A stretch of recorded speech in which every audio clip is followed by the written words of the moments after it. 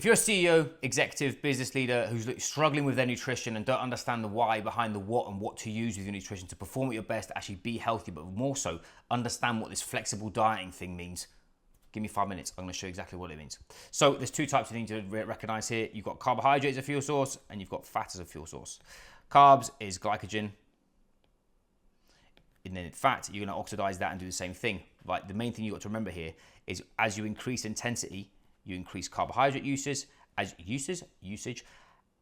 you sort of generally live, you're going to increase fat oxidation. Fat needs oxygen to actually be used. Carbohydrate doesn't. It can use lactate. Okay, layman's terms, very, very simple. Why most people are struggling. When you are training, let me point out, when you are training, if this is 0 time, the more intensity here is beats per minute, you have basically a crossover where your body switches from fat usage to carbohydrate usage. And it's very dependent per person. You can get testing doing this. But as the time goes on and the intensity of the exercise goes on, this meet point, oh hello, good morning, this meet point here is where you cross over. So to start with, whenever your heart rate is low, you're actually going to be using fat as a fuel source. Because you've got oxygen, put this into heart rate terms. Zone 1, zone 2, bottom end of zone 3. This is where you're going to be using fat as a fuel source mainly compared to carbohydrate. As you go through that tempo effort through that zone 3 into more zone 4, zone 5, you're going to be using carbohydrate as a fuel source the whole way through. You cannot oxidize fat cells as you go past zone 4 because your body hasn't got the oxygen to do so. So it actually shuts down beta oxidation and it stops you from actually oxidizing fat cells in that position. Why is this important to you? So many individuals in this space that I work with are looking to go and train really hard at high intensities, but not fueling it with carbohydrate. They're fueling it with fat. So they're going on a keto, low carb, high fat, low carb, low fat, low protein, low everything diet. The issue that you have is that you can't reach higher intensities of performance because you haven't got the fuel source to do so. So what does this mean? You're like, nah, Will, what the hell does this mean? As you said, fat equals life. Using fat, fruit and veg, protein, and having a higher fat during the day is brilliant. It actually stabilizes blood sugar, and that's going to keep you from having these peaks and troughs in your energy.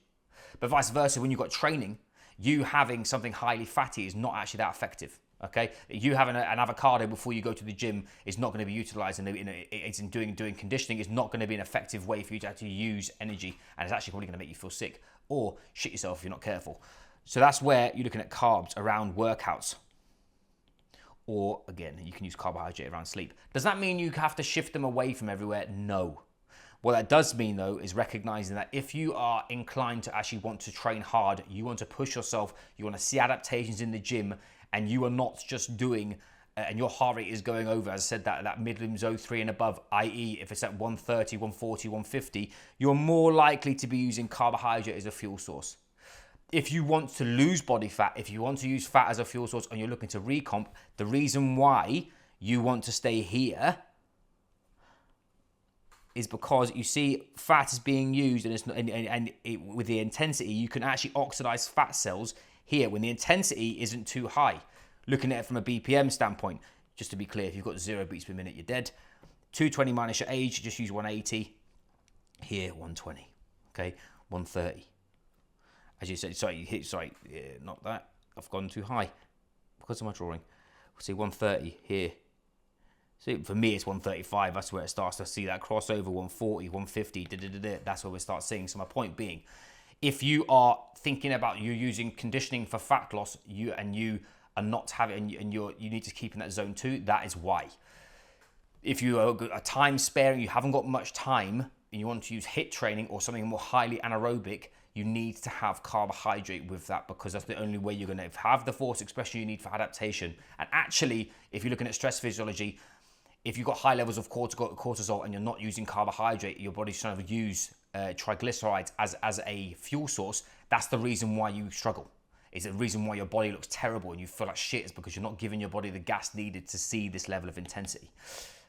Quite a geeky way of me saying, train on carbohydrate, live on fat and protein naturally.